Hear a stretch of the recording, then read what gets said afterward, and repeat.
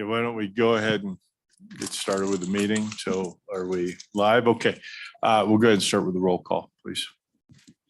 Representative Bear. Here. Representative Burkhart. Here.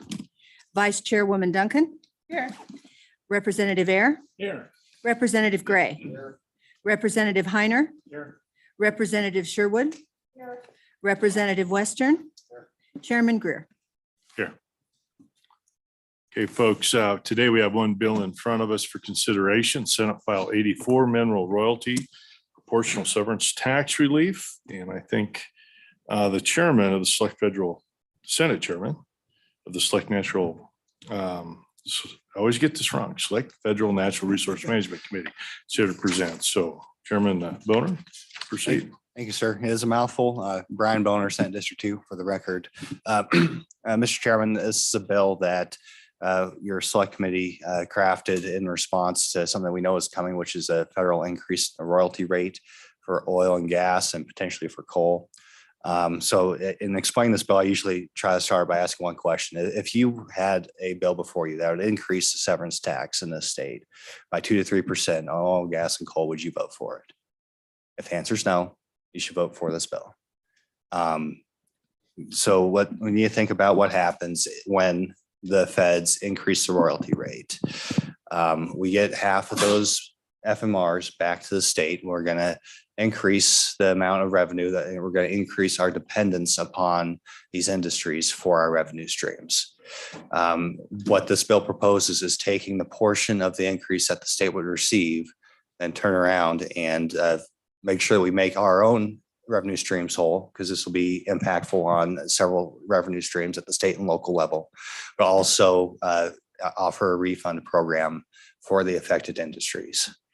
The overall goal here is stability, stability for our some of our core industries, stability for revenue streams to state and local government.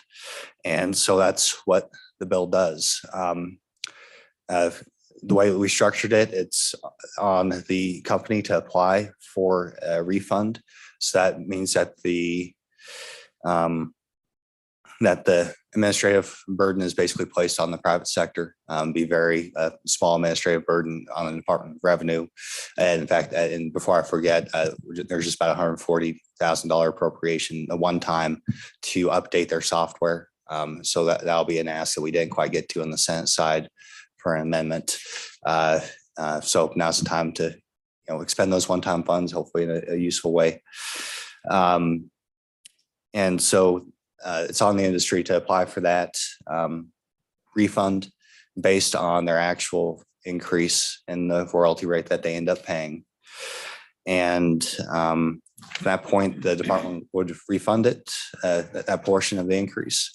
And then we, throughout the year, we also have the obligation of the state treasurer to transfer those funds from the FMR account to the severance tax income account to make sure that that revenue stream remains whole.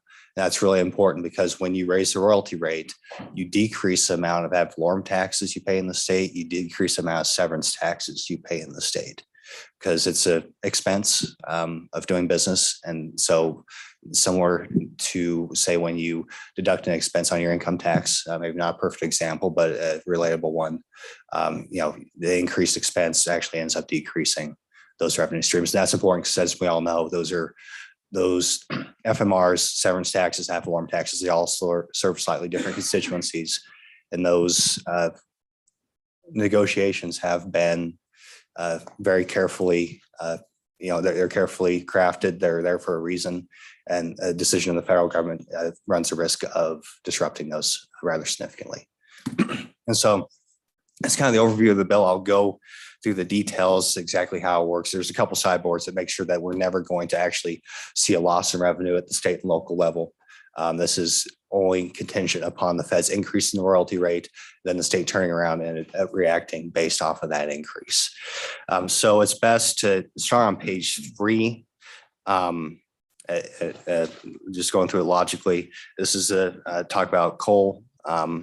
You'll see that there's a reference to severance taxes. That's important because it does provide some sideboards at no point where the refund exceed, basically cancel out that 1.5% constitutional requirement to for these companies to pay that 1.5% into the permanent marital trust fund. So see on page 3, line 8, those OI 2 through 6, for example, is the reason why 1 isn't there is that's at 1.5%. So it's only limited to the excess severance tax. So there's a limit there, not likely practically to ever exceed that limit considering the relative levels of federal versus state or private minerals in the state, but it's there nonetheless. Then you'll see on line 15, it's another important concept. We said that, it's based off of the federal mineral royalty rate in July 1st, 2021. That's at 12.5%, say for oil and gas. So that's what we peg it towards. It's always going to be that number. And so then another important concept on line 18, you then multiply it by the gross percentage share that the state gets. Right now, that's 49%. We didn't put the actual number in there because that could change. So it's just pegged to whatever that actual percentage is. And then furthermore, on line 21, you further multiply that by 75%. This goes ahead and takes into account the decrease in the severance and ad valorem taxes that they'd be paying. It's roughly 25% of that number, and that's calculations by our Department of Revenue, and they can go into the details. But basically, they took the average severance tax in the state, the average ad valorem tax in the state, and that's the ratio. It's remarkably stable. That's about how much less oil and gas and coal companies would be paying based on the increase in royalty rate. So that's why I discussed with the severance and ad valorem taxes going down. That's meant to compensate for that fact. So Senator Boner, on that point, yeah, that's what I wanted to discuss. So we just will discuss it now. So you're saying, so coal is mined in how many different counties in Wyoming right now? 4? You'd have to ask the mining association. I know it's Campbell and Converse for sure, but okay. Yeah. And so, Senator, this 25% is an average that would be associated in the decrease of the collection of the ad valorem. That's how I understand it. and severance tax, yes. And severance Both, tax. yes. And then, so the locals get a share of that. What is the mechanism then to make the locals, in theory, whole?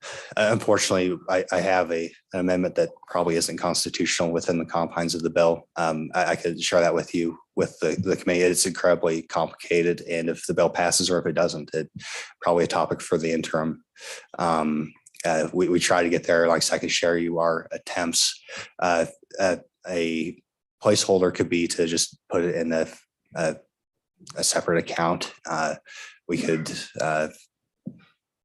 do it that way, and then determine, because it's very complicated because there's over 600 different taxing districts, special districts, school district, whatever it may be. And so and we can have the Department of Revenue go over the details, but ad valorem is a partnership between your county assessor and the revenue department. And from what I understand, the revenue department does a lot of the calculations. The county assessor goes in and adds the mill levy in a specific area within their county so that like I said, it is very complicated. I can share the amendment with the committee if you would like, but it was just a little bit too much of a lift. It's very complicated. But if you want to take action on that, I would suggest coming up with a separate account where we hold those funds in the account and we can find a way to disperse them later. Okay. Yeah, no, I would, Senator, I would understand that to be very complicated. Yeah. So with respect, so coal lease, and I may be off on this, but we really haven't had a new coal lease in 7 years, something like that. We're somewhere in that range. So are the current leases, are the royalties set, or do you anticipate through federal action that the royalties can be increased on the already existing contracts? Mr. Chairman, I'd hate to speculate what the federal government would do. The legal thing to do would be make it on new leases and only new leases, not change the current contract. But, I guess I'm left questioning whether that current administration feels confined to what's legal. So I don't know the answer. Yeah, so Senator Bone, the reason I'm asking you is because I know you guys vetted this through your interim. I was just curious how far into it you went and if those questions were explored by your committee or not. Yes, Mr. Chairman, the assumption is, we did ask that question. The assumption is that it would be on new leases. Okay. And when we get to oil and gas, we can talk about the lease sale on the Federal Register that appeared then disappeared. That was, for the new leases, and was 18.75%. So yeah, the assumption would be that it would just be for new leases. However, the bill would cover existing leases if that's what the feds chose to do. Okay, no, continue. Thank you. Yeah, I'm just trying to figure out how deep you guys went and what you'd explored. So appreciate it. Okay, thank you, Mr. Chairman. Okay, so then you have that 75% to account for the decrease in ad valorem and severance taxes.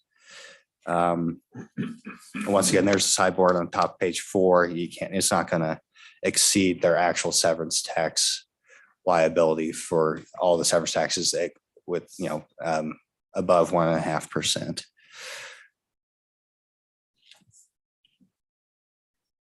And then sorry, on page 4, you have the exact same language for oil and gas. So I won't go through that in detail. Page 6, you'll have an account that so we can basically keep track of just how significant these refunds are, reporting to the Revenue Committee. So we'll see what they think about that, another report. But then going on to the top of page 2 to kind of round out the process here. So once we know how many refunds are required out of the severance tax account, then at that point, the state treasurer will move a corresponding amount from the FMR account to the severance tax account to make sure that those revenue streams stay whole. Like I said, the whole point of this bill from our perspective, from state government's perspective, is to provide stability and not upset these carefully negotiated, carefully crafted spaghetti charts that I'm sure we're all familiar with between FMRs and severance taxes. Line 14, that's the element that ensures that our severance taxes remain whole. So we're taking what we distribute and then multiply that by 16 2/3%. That's the equivalent of that portion of the severance taxes that are going to decrease. So we're making our severance taxes account whole there. Like I said, that'd be a prime point if the committee wants to at least anticipate what we're going to do with ad valorem tax to add an additional 16.75% for a separate account to be held for our local governments for ad valorem. So that's the bill, Mr. Chairman. That's the intent. That's what it does. So Senator, before I turn you over to the committee, you were talking about, this is going to require an appropriation, but I do not see an appropriation in the bill. Yes, Mr. Chairman, that's been a moving target. And we got some good feedback from the Department of Revenue. It's and I'll give you the exact number, but it's $140,000 one time for the software update to handle the. So so Senator, the appropriation wasn't dealt with in the Senate. It was passed out without an appropriation. That's correct. Yes, it has. It's we realize the significance of the impact especially to our severance and ad valorem taxes. We also realize we're still figuring out what the administrative impact was, and even that has changed in the weeks leading up to the session. And so, but we do have good input from the Department of Revenue, and for what it's worth, we did have an extra select committee meeting to substantially change the bill. And I'm confident that it is ready after the Department of Revenue's input. As far as I know, this is the last little bit of input that they have. Okay, so Senator, let's talk about oil and gas leases right now. What information did your committee gather concerning with oil and gas leases and how this would be implemented and tracked? What was the testimony you had heard through the interim? Well, the assumption is that based off of was already on the Federal Register, that whenever they get around to the next lease sale, those leases, the terms will be 18.75% instead of 12.5%. The way the law reads, it's a minimum of 12.5% royalty rate. And so they can accomplish that increase administratively and be perfectly within the law in doing so. So that is the assumption based off of that, the notice for the lease sale that was then withdrawn. So whenever they get around to it, I expect those leases are going to be 18.75%. And so that's how it's going to work out. So I guess I don't know the answer to this question, and you may not, and there's probably those in the audience that do, but at what is the trigger point on an oil and gas, a federal oil and gas lease that sets what is the trigger point where the royalty rate is set? Is it when the lease is issued? I imagine when they agree to the lease, I imagine being like a legal contract, like any other type of oil and gas lease. I could be corrected, but I imagine that's just part of the deal of applying for the lease. Okay. I'm sorry, Senator. I normally let my committee ask questions, but I had a lot with this. So on page 6, with respect to a set of trigger points, which this committee has worked through over the years, trying to find a more progressive tax approach with respect to oil and gas. Which seemed to have worked because as soon as we got it done, then the prices went up. So it's positive. Can you, and this appears to be a Senate amendment, can you walk us through one, maybe a little bit of the discussion on that? And then 2, this looks to me to add tremendously to the administrative burden. So if you just help us with that. Yeah, and I apologize for that, Mr. Chairman. I should have mentioned that. So this no longer applies once it's over, oil's over $80 a barrel, gas is over $4 an MCF for the previous month. That was a discussion in the Senate. Was not my idea, frankly, but it was just understanding that it would gather more support, that apparently we still do want to become more dependent upon these industries for our revenue, and that's a desire of the legislature. So that's a policy decision, Mr. Chairman. If that were to go away, I would still support the bill. But obviously that's another point of negotiation, what the right price is. I did briefly talk about that with the Department of Revenue. Since we're still relying on those oil and gas producers to apply, I'd hope that would mitigate the administrative burden. But you'd have to ask them that. Okay. All right. Sorry, committee. I'll be quiet and let you guys ask questions. Yeah, Representative Hunter. Thank you, Mr. Chairman. Senator, appreciate you bringing this forward and your testimony today. So do you know what the royalty rate is for state lands, minerals on state lands, and how long it's been at that level? 16 2/3. I don't know how long it's been that way. Mr. Chairman, follow up. Yeah, go ahead. Thank you, Senator. So we've been charging 30% more as a state, but not providing any relief to our oil and gas companies that are drilling on state lands. We've been charging them 30% for, you don't know how long that's been, but we didn't feel like we needed to give any relief on state lands, just on federal minerals. Is that correct? Yes, Mr. Chairman. I think it's important to understand the regulatory burden that just going through the process of developing these federal minerals imposes. It's significant. So that does not exist on state and private land. And that's part of the reason why we are no more competitive than we are. I can tell you anecdotally in the Powder River Basin, when they first started horizontal drilling in that neck of the woods, it's about 60% federal minerals. Even then, those oil and gas companies would avoid the federal minerals in spite of the 12.5% royalty rate and focus on private and state. That's how significant the regulatory burden is. That reduced royalty rate just isn't worth it because all the hoops they have to jump through to get a lease and get a APD. So you have to take into account the entire cost benefit analysis, and the regulatory uncertainty right now is significant. And so I think that once again, I come back to providing stability for industry and for state and local government.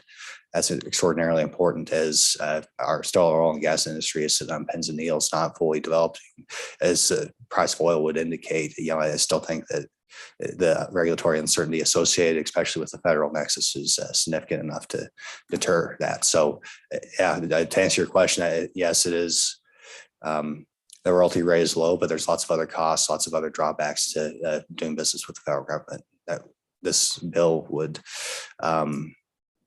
help alleviate. And also it makes it a less than ideal comparison to state and private areas. So to follow up on Representative Heiner's question, it's been a year or so, but it's been about 2 years. Isn't most of the Powder River Basin already placed in drilling units?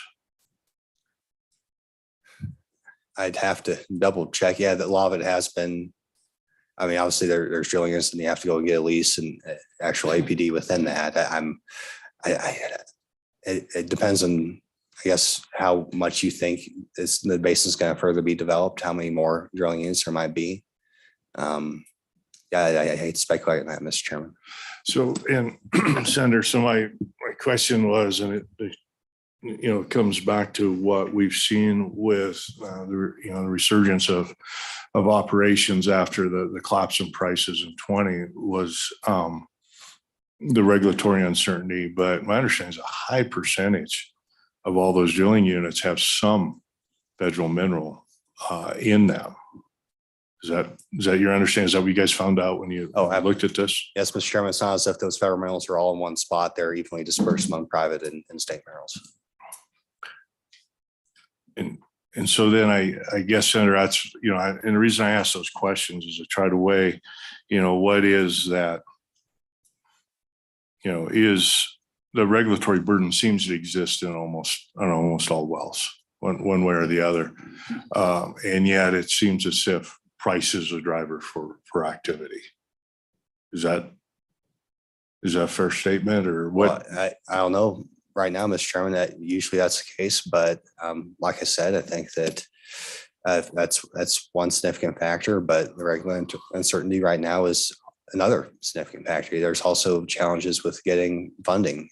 There's banking issues. There's lots of elements to go into play. And I think that this is, the increase is not insignificant either.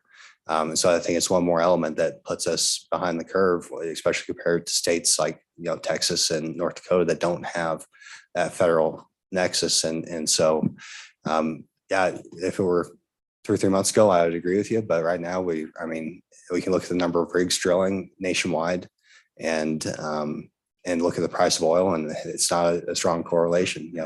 Those rig counts haven't gone up with the price of oil at the rate that you would expect. So I think there's lots of factors to answer your question. So Senator, ask those questions to lead up to me was the key question with this, and to see what your committee did to analyze it.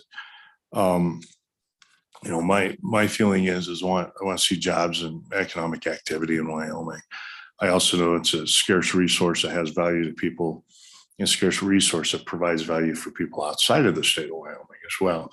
What analysis did you do to look at the impact of an increase in the federal royalty and what that might do to the deployment of capital or resources in the state?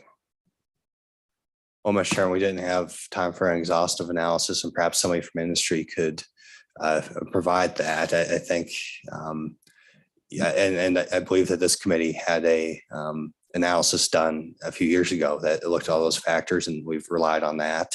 Our industry's relied on that to point out this is one more thing that makes us less competitive when you take everything into account: the price of electricity, the relative distance from the market, all these things that make it tougher to do business in Wyoming. Now you have the additional burden of a significant federal presence that's going to disproportionately impact our state. And so I think that even if this produces only 1 or 2 more rigs drilling in the state than otherwise would be, I think that's well worth it, especially when you consider the fact that the state's not going to be losing any revenue, losing any money. The focus is exactly the opposite. So I understand that there's been other bills that have dealt with taxes that this committee's focused on, but our objectives are different in that this is focused on providing stability. That being said, I'm not going to vote against the bill if there's a cap, as we already have in there, that ensures that we get a little extra bang for our buck when times are good. So yeah, and Senator, I'm just trying to, this is very, very important policy discussion in light of what we've done, and I'm just trying to make sure we have a discussion and that we understand what you went through. So Liz, probably a little commentary is we did have a study conducted. We tried to compare our tax burden with those of the comparable Rocky Mountain states. It was nearly impossible to get a clear answer on that. I think PAW came up with one on their own or something close to it. The interesting thing about that study, what came back was the issue with what was called bookshelving of APDs. And this committee took the steps we hope to solve that problem. We'll get a report on that this summer. So that's some of the work we've done. Okay. Committee, any other questions for Senator Bonner? Yeah, go ahead, Representative Heiner. Thank you, Mr. Chairman. Senator, you mentioned Texas. And the royalty rates down there, because it is private, are 25% or even higher, some 28%. And yet they're going through a boom right now where they're drilling very fast. A lot of rigs are active. So can you explain to the committee why they have a very much higher royalty rate than currently is 12.5, maybe go up to 18% here? Why lowering and giving tax relief will bring those rigs back up here when they're more than willing to drill in areas that have 25 or higher royalty down there?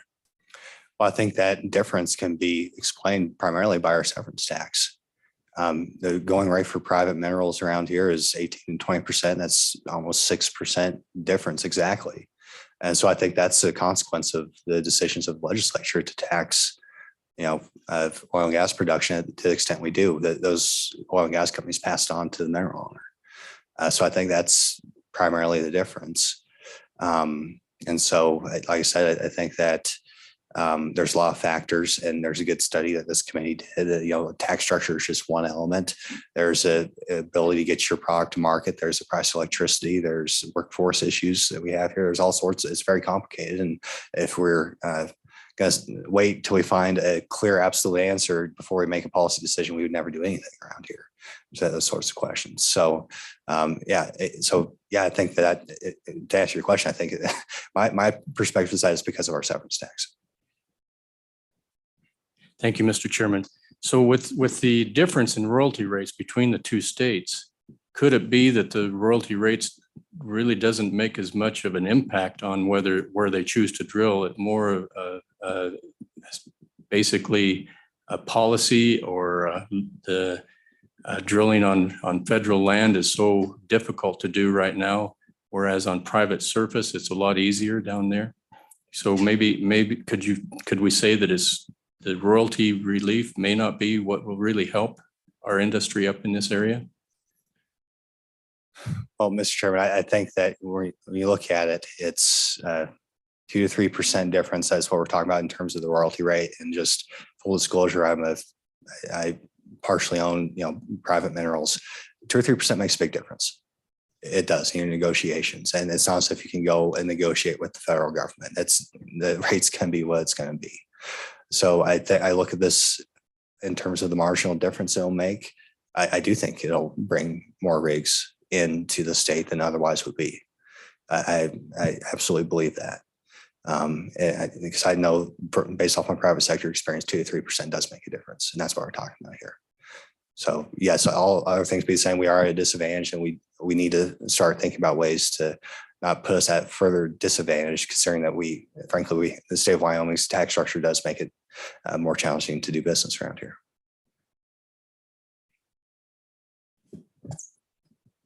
Thank you, Mr. Chairman. Senator Bonner, maybe I missed this in your opening testimony. Who brought this bill to your committee? Did industry bring it to you, or did you guys decide on your own? How did this bill come about? This is a product of Senate File 149. It's a personal bill of mine last session. Wasn't quite ready. Died on committee of the whole. So this is my idea. Like I said, full disclosure, I'm a rancher in Commerce County. We have oil and gas activity on our land. It's an important part of our economy, and something that I deal with in my job outside the legislature. So we're familiar with the way these things work. And this is based off my perspective as a citizen. Any further questions from the committee? All right, well, Senator, thank you. Want to hang tight in case we have any more questions. So we should hear from the Department of Revenue first, if they could come up.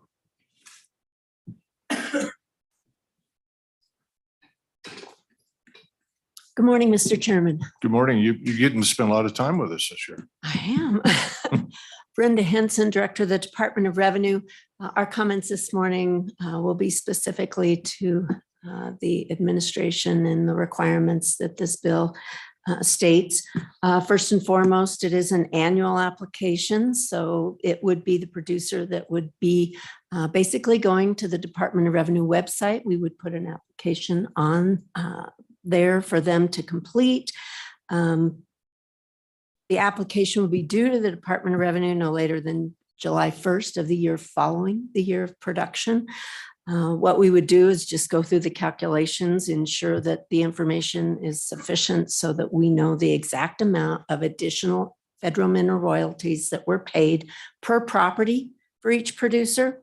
At that point, we would notify the state treasurer's office of the funds that are necessary to provide those refunds. Once we get the money, we would basically cut the checks, send those refunds out to the producers.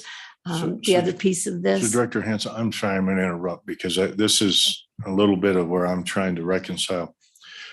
Explain, just tell me the lag, in case this kind of goes back to our earlier, so it was a House Bill 89. So the lag of when the taxes reported to you, okay, and then the collection. And what I'm trying to look at is there going to be money that comes in that's recognized or set aside? And my concern will be is a great big set of refund checks going out at a point in time where we don't have much money to cover them. So help us understand how that process would work with your department, if you could. Mr. Chairman, this legislation ensures that all of the money that is used for refund checks initially comes from the federal mineral royalty account at the state treasurer's office. So it does not impact the money that is deposited into the severance tax accounts and into the ad valorem. As far as reporting, severance and ad valorem, starting January 1 of 2022, both severance and ad valorem are reported to the department on the 25th of the second month following production. So January 2022 production is reported to us by the 25th of March 2022. For severance, payment is accompanied with that report. For ad valorem, based on Senate File 38 passing, the actual payment would be made on the 25th of the following month, which would be April. So those flows will continue on. We truly see this piece of legislation outside of those reporting collection processes. And Director, I agree. And I asked a really poor question. I Okay. apologize. It's been a while since I was on appropriations, but the FMRs just come in. Is it 2 payments a year to the state? Mr. Chairman, I apologize. I don't know the answer to that. I've only got one old appropriator. I can't. But my question, and I guess what I'm looking at is if we say the federal royalty is going to be higher, and so we're going to collect, it's 49.5% of that increase what the state gets. Is that increase being set aside into a reserve account to pay for these refunds under this bill? And I didn't quite get that out of it. Mr. Chairman, it is not, because we have no way of anticipating what that dollar amount may or may not be. Quite honestly, we don't know at the Department of Revenue whether the royalty rate was increased or not until the producer provides that to us. We won't know that until they apply for that refund the year following the year of production. Now, Administrator Grenvik is with me today, and he can explain and answer questions related to the valuation process for minerals and how increased federal mineral royalties impacts the bottom line taxable value. But What we don't know is based on those reports, we know the producer is stating they're paying that increased federal mineral royalty is what this bill assumes. But as far as when does the federal government remit those funds to the state of Wyoming, I don't know the answer. So Director, as we profile federal mineral royalties, for our budgeting purposes as a state, we're going to have to somehow figure out some liability with that. And so I see some layers of complication and a little carryover maybe with our friends on the Appropriations Committee. Mr. Chairman, and if I may, the only other items that I needed to address is obviously the bill requires that we promulgate rules. There are some missing pieces, I believe. We need to answer some questions for industry as relates to timeline and information that's required. We'll need to create a website that allows them the ability to go in and apply for a refund. And then, of course, the annual report that we would give to the Revenue Committee. The administrative impacts that Senator Boner represented to you is what our computer system vendor indicated was programming for us to prop up that website and the application process. So the number they gave us was approximately 145,000. Just for that, we certainly aren't asking for any administrative funds to cover personnel, mailing of the checks, those types of things, because we honestly don't know if we're talking 10 producers, 0 producers, if we don't know. And we believe that reporting requirement to the Revenue Committee perhaps will, as we go along, will give us a better idea of what it's going to take to manage this program. So Director, if I can just maybe refine that a little bit, 145,000 are programming costs that would be out of pocket that are necessary to stand this up. Is that a fair statement? Yes, Mr. Chairman, one-time cost. Okay. Sorry again, committee. Anybody else have questions? I normally let the committee ask questions first, but I'm trying to get this dug through. Committee, any questions? Okay. Does the committee have any questions for Administrator Granvik related to the valuation process and how FMRs affect that? Would you go ahead and, yeah, go ahead, Representative Western. We may get some yet. Thank you, Mr. Chairman. And I've looked through Title 39, but I have since forgotten. Just to remind me that the valuation process on ad valorem for minerals and how that's going to be negatively impacted should this pass. Could you just kind of walk me through that process again? Just save me the time from digging through Title 39. Good morning, Mr. Chairman. Good morning. Representative Western, Craig Grenvik, I'm the Administrator, Mineral Tax Division. Basically, there are only a few components when it comes to looking at mineral valuation. There's volume, there's price, there are deductions, which are transportation and processing, and exemptions, which are the royalties, either federal, tribal, or state. We're talking about the federal royalties here, which is exemption. So in a nutshell, how it works is $1 increase in the federal royalty exemption decreases the assessed value by $1. So it is looking at- $1 to $1. It's $1 to $1.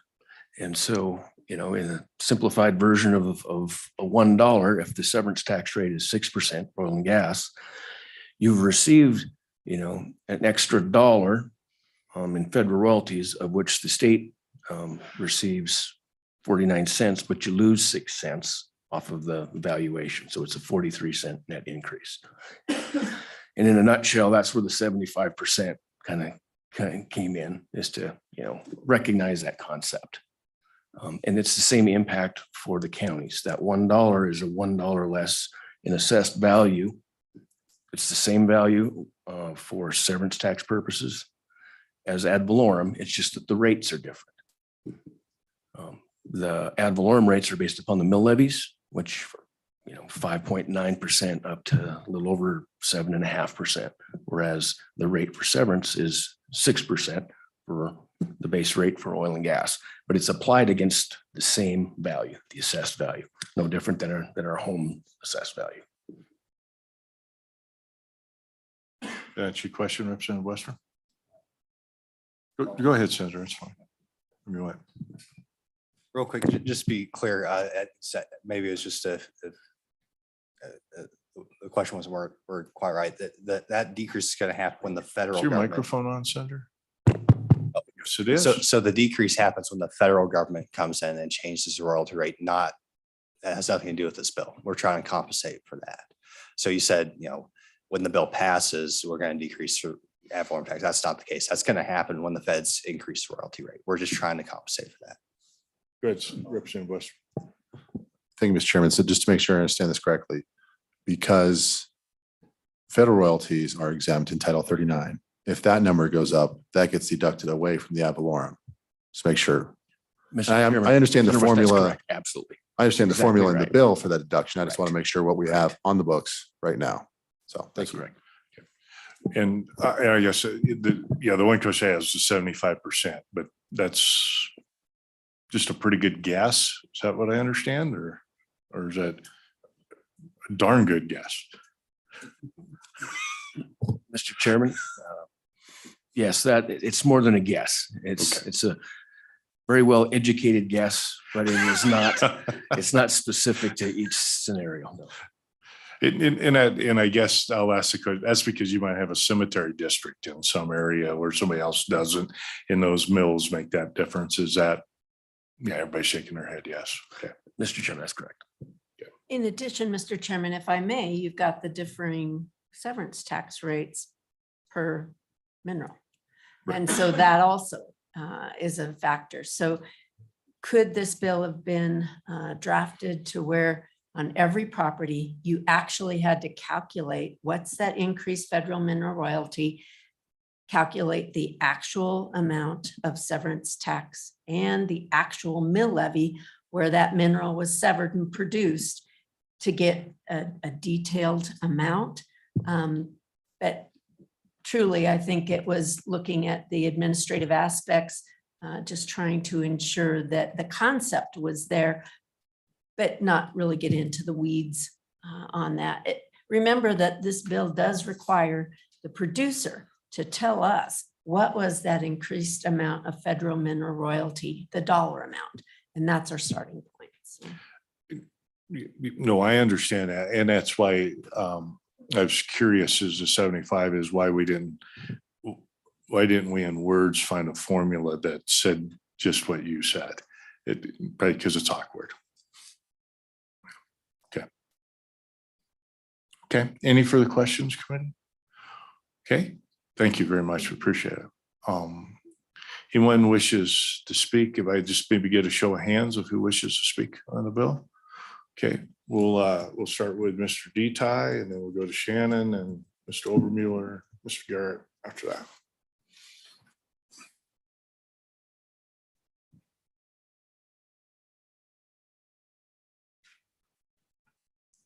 Good morning, Mr. Chairman, members of the Minerals Committee, Travis Detai with the Wyoming Mining Association. In support of the bill, in support of the concept, a couple of things that I'll hit from the prior discussion. Mr. Chairman, according to the last year's report of the state mine inspector, we were mining in 3 counties, Campbell, Lincoln, and Sweetwater. This whole issue is, it comes from, our great concern with the ongoing report of the review of the federal coal leasing program. We fully expect the results of that report to recommend an increase in the federal royalty rate from 12.5 to up to 18%, maybe even a little higher. This has been proposed legislatively in Washington, D.C. in the last 2 Congresses. So that's where we're looking, and that's why we expect that. There is some question on whether it would apply to only new leases, which probably wouldn't make sense since we have no new leases in the hopper right now. And there is concern on our end whether it's going to apply to renewals or amended leases. So we just don't know. There is that uncertainty out there. And I think that's what the point of this bill is in the event that something like this happens. If I could back up a little bit, I think it's important to understand why we're even talking about this. It is because of the concerted federal effort by the administration and by those that control the levers of power in Washington, D.C. right now, to make that forcible shift from fossil fuels to other sources for electricity. And one of the ways I think that they intend to do that is drive the cost of producing the mineral up so high that it's non-economical to mine or non-economical to produce. I think that is the overarching idea that we're working under. So, just from the coal side of things, anything that can be done by this body and at the state level to help protect the stuff coming out of Washington, D.C. is greatly appreciated, and we're very supportive of that. So whether we can get this thing to work or not, because you heard the smarter people in the room say it is pretty complicated. I can't really get into that. But if we can get it to work, we would be very appreciative of the opportunity to, in the event of a federal royalty increase on surface coal in Wyoming, to be able to apply and get a little money back. And Mr. Chairman, that's what I have to say, and I would stand for questions from the committee.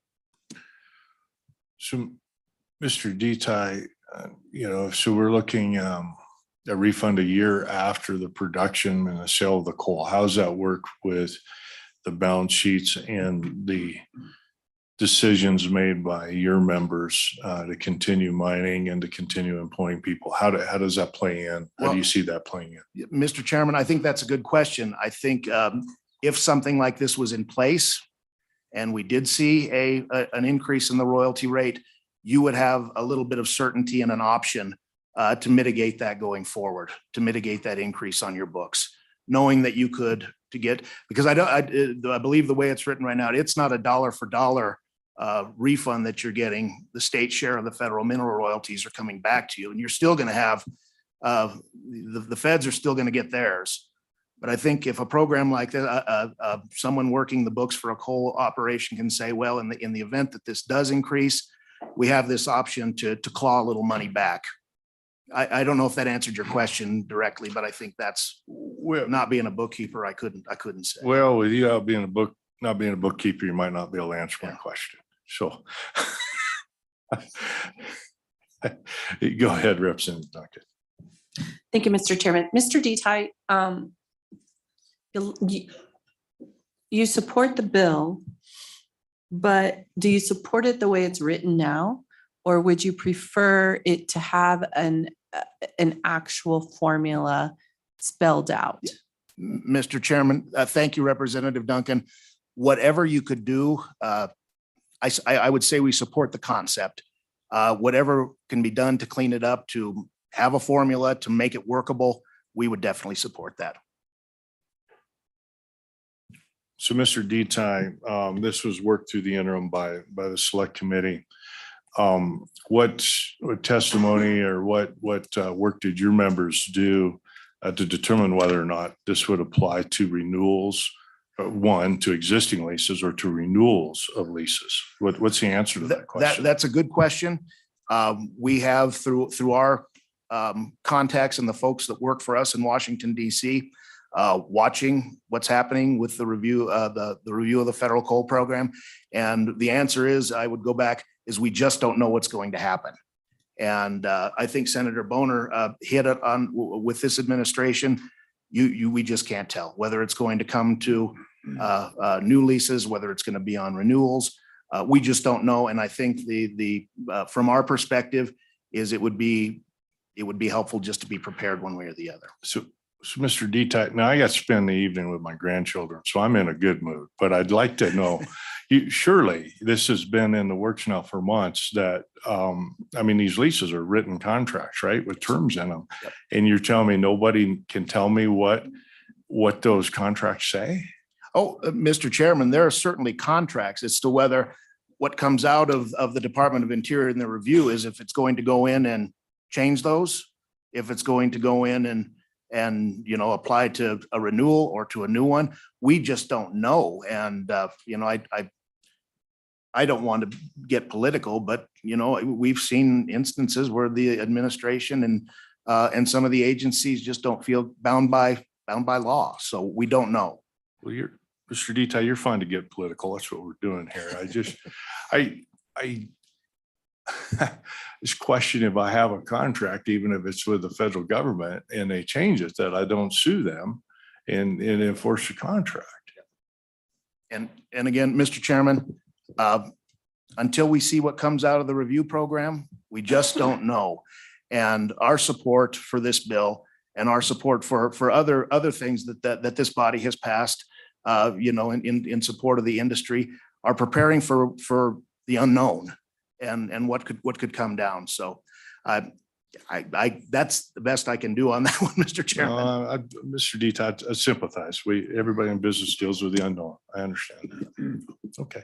Any further questions for Mr. Detail? Okay, committee. Why don't we go ahead, Ms. Anderson, we'll take testimony from you. I think given the fact our docket is basically empty, we'll probably carry this over till Friday. It's a good discussion and get some more information on this. So go ahead, Ms. Anderson. Yeah, thank you, Mr. Chairman. Shannon Anderson on behalf of Powder River Basin Resource Council. We are opposed to this bill. Our organization advocates for responsible development, and we believe one of the most important ways an operator can be responsible in this state is by providing a fair return when the one-time minerals are developed. And that's particularly true for the resources that you and I own as American citizens. These are federally owned resources.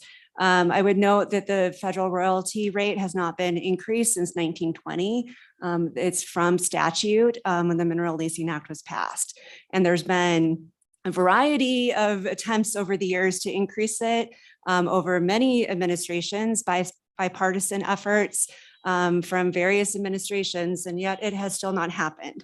So that brings me to the second point, which really this bill is looking for a problem that does not yet exist. And we really caution you on moving forward with this policy choice before we know the scope of the problem. And notably, if you read the fiscal note, and you just heard testimony from the department on this, we don't know how much money we're leaving on the table with this bill. I mean, we just don't know. And we think it's really important for you to know that answer before you move this bill forward.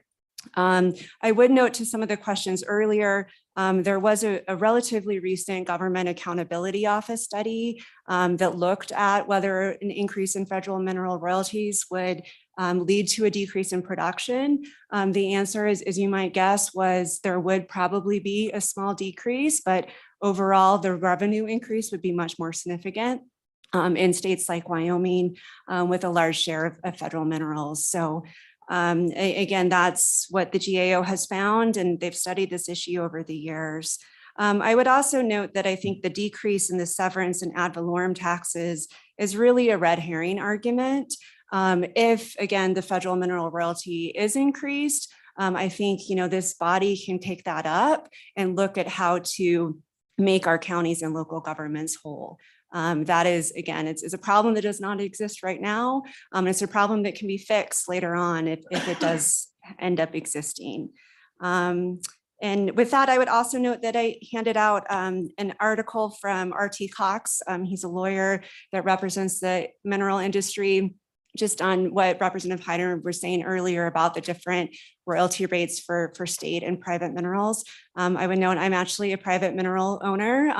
My family's had third generation leases in Kansas for, again, 3 generations. And so, these are very complicated situations with overriding royalties and, you transfer and all of those things.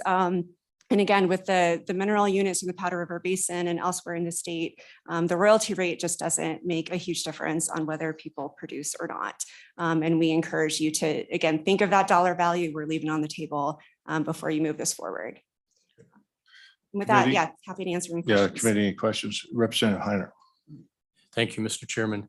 Ms. Anderson, could you explain what an overriding royalty is and how it's utilized as these leases are transferred between companies?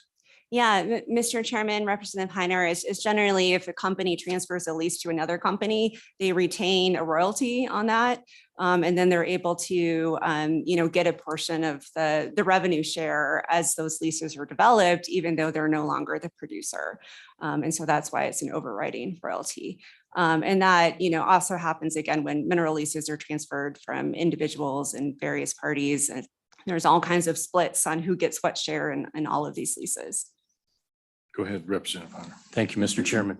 So Ms. Anderson, could it be feasible that one company would transfer a lease to another company and retain an overriding royalty, let's say 5% above the 12.5% that the federal royalty is? And so in essence, the royalty on some of these parcels are already at 18-20%. Mr. Chairman, Representative Heiner, that's definitely correct. And that's what Mr. Cox's op-ed really does lay out as someone very experienced in the mineral industry and knowing the Powder River Basin specifically. Any further questions? Go ahead, Representative Western. Thank you, Mr. Chairman. Ms. Anderson, you said you guys support responsible resource development. Can you name a extracted project that your institution or organization has publicly endorsed in the last 15, 20 years? Mr. Chairman, Anderson. Representative Western, we support a variety of different projects. We recently supported a solar project in Laramie, for instance, before the Laramie City Council. We've supported, our members are mineral owners. A lot of our members are, and they lease oil and gas resources. And we work with them to make sure when those resources are developed, that they respect the land, they respect the wildlife, they respect our citizens and the revenue they provide, but we don't oppose those projects. We allow our members to develop those resources. So that's the role that we play with our members in oil and gas development. Okay. You have a follow-up to that? Yes, Mr. Chairman. It's great that you guys endorsed some of these solar farms, but has there been any natural resource extraction projects you guys have endorsed? Yeah, and Mr. Chairman, Representative Western, as I just said, our members develop oil and gas on their property regularly and all the time, and we work with them to make sure those projects are done responsibly. Okay. Any further questions, members? Okay, thank you, Ms. Anderson. Yeah, thank you. So what we're going to do is go ahead and we'll just carry this over till Friday. Again, maybe we get a few more bills assigned to us, but this is the only one we've got. We'll continue the discussion. Mr. Detaille, obviously Senator Boner, if you guys have further testimony, Ms. Anderson or anything, we'll circle back on Friday. We want to follow up. So, okay, with that, we're adjourned. We'll get up to the floor.